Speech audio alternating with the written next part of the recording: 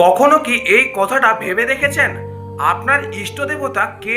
শাস্ত্র মতে মানুষ যত দ্রুত নিজের ইষ্ট দেবতাকে জানতে পারে এবং আরাধনা শুরু করে, জীবন থেকে দ্রুত বাধা বিপত্তি দূর হয়ে যায়। আগের জন্মের কর্মফল দেখে এই জীবনে আপনার ইষ্ট দেবতা কে হবে তা নির্ধারিত হয়। তাহলে দেখে নিন আপনার রাশি অনুযায়ী আপনার ইষ্ট দেবতা কে। মেষ রাশি, মেষ রাশির ইষ্ট দেবতা হলেন হনুমানজি। বৃষ রাশির ইষ্ট দেবতা হলেন ভগবান শ্রীকৃষ্ণ।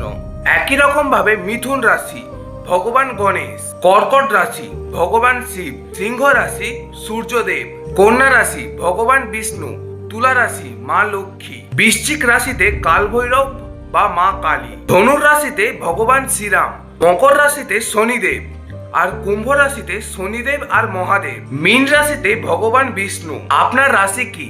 আপনার রাশি অনুযায়ী আপনার ইষ্ট দেবতা কে? কমেন্টে অবশ্যই জানিয়ে যাবেন।